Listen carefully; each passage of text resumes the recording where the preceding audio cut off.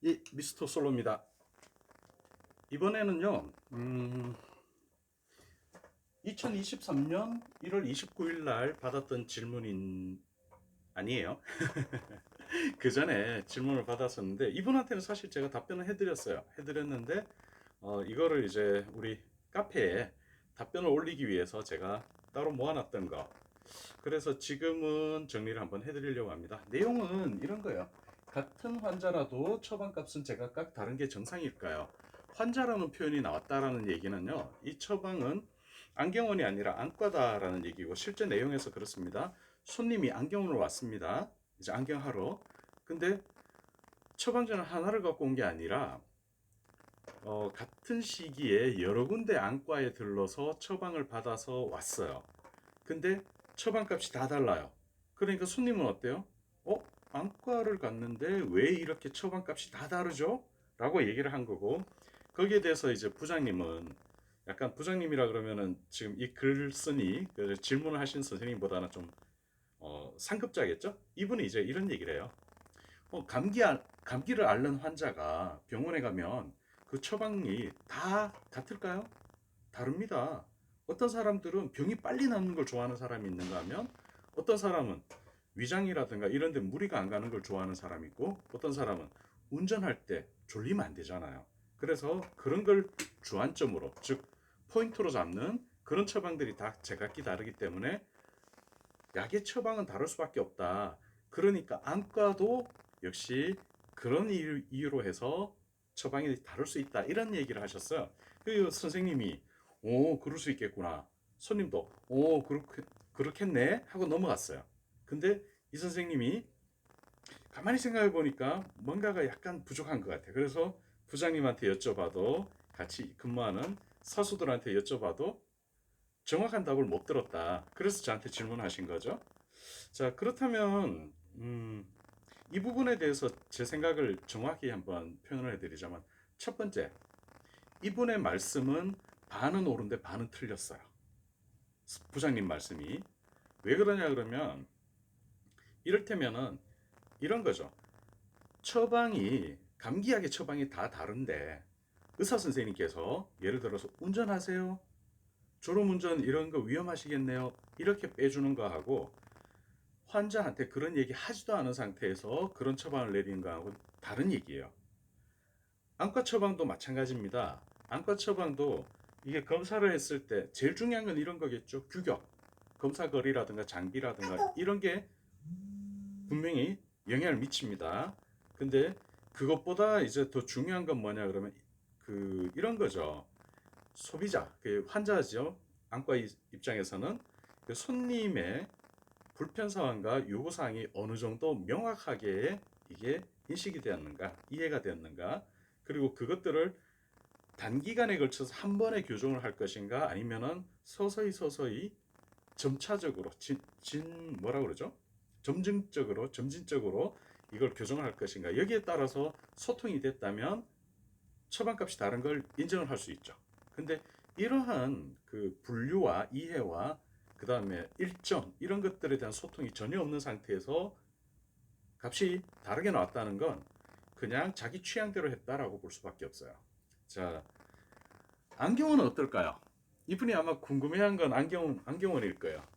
저도 오랜 세월 동안 안경원에서 일을 해왔고, 안경사들하고 같이 공부를 해왔고, 그 다음에 우리 안경사들하고 트레이닝을 한번 해봤었죠.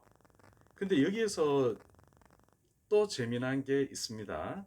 자, 저 같은 경우에는 직접 찾아가서 안경사들과 이렇게 교육을 하기도 했지만, 이제 집체 교육이라고 모여가지고 우리가 그만을 한번 하죠.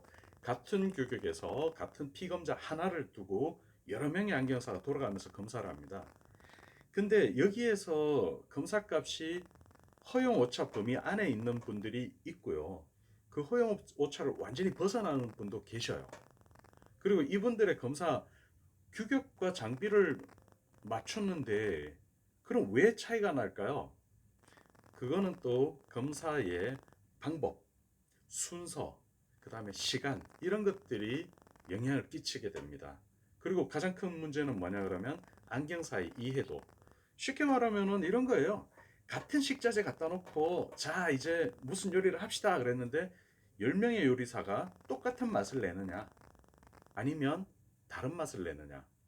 여기에서 중요한 건 레시피가 있다면 같은 맛이 나와야 되겠죠. 근데 레시피가 없다면 다른 맛이 나올 수밖에 없어요.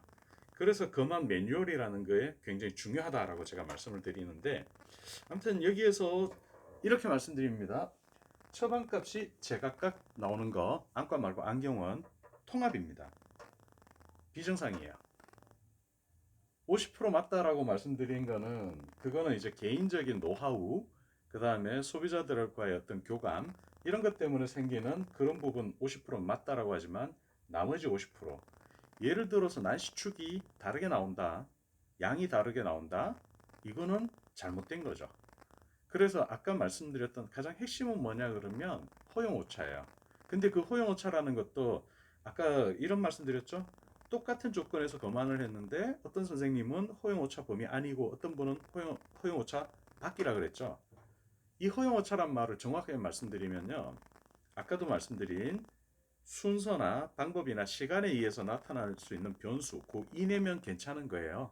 근데 5명의 안경사가 예를 들어서 075 난시, 100 난시 사이에서 왔다 갔다 했어요. 이건 이해를 할 수 있어요. 근데 불쑥 한 명의 안경사가 150 난시나 200 난시를 잡았다. 이건 명확하게 잘못된 거죠. 그래서 해석을 이렇게 드립니다. 허용 오차 범위 안에, 즉 변수 범위 안에 있는 것들은 상관이 없지만 그걸 벗어나는 것들은 잘못된 거다. 이렇게 이해를 하시면 되고요. 그거는 아까 말씀드린 것처럼 예, 아무리 이 사람한테 이를테면 그 난시 있죠. 난시가 뭐 축이 2축, 3축, 뭐 5축 이 정도까지는 사실상 눈에 큰 영향은 안 끼쳐요. 그렇기 때문에 허용 오차라고 볼 수 있는데 이 난시가 050 난시냐 300 난시냐는 또 달라요. 예를 들어서 도수가 세면 1도 각도에 따라서 걸리게 되는 디옵터의 양은 엄청나게 달라지거든요. 그래서 이거는 분명한 기준은 있습니다. 그 기준을 여러분한테 지금 설명을 드릴 수는 없어요. 도표를 만들어 놓지는 않았으니까. 근데 명확한 거는 허용오차 범위 아니라면 인정해야겠지만 아니라면 인정할 수 없다. 이렇게 생각하시면 되고, 방금 제가 말씀드린 게 아마 여러분들한테는 히트가 될 거예요. 만약에 이 영상을 보시는 분이 소비자라면 약간 헷갈릴 수도 있겠죠. 그러면 이렇게 말씀드릴게요. 쓰셔가지고요. 안경을 써가지고 명확한 기준은 있어요. 썼을 때 눈에 힘을 하나도 안 주고 편안하게 잘 보이는 게 정확한 도수예요. 바꿔서 얘기해서요. 잘 보이는데 눈에 힘이 들어간다거나 잘 보이는데 두통이 생긴다거나 잘 보이는데 한참 후에 흐려진다거나 이거는 잘못된 도수예요. 그래서 잘 보이면서 정확하게 보이면서 편안함을 유지할 수 있는 도수라면 허용 오차 범위 아니다 이렇게 인식을 하셔도 될 것 같고, 방금 전에 안경사들이라면 제 말을 아실 거예요. 우리가 예를 들어서 어떤 분은 100에 050의 난시를 잡았는데 1.0이 나왔어요. 그러면 125로 해서 1.0이 나올 수 있죠. 등가구면 도수로. 그죠? 100에 050에서 1.0이 나왔는데 125에서 1.0이 나왔다. 그러면 제가 이런 말씀드리죠. 교정 시력에도 등급이 있다라고 말씀드렸죠. 그렇다 그러면 1.0을 보는데 한 번에 편안하게 쭉 읽느냐, 뜨문 읽느냐, 시간이 걸려서 읽느냐.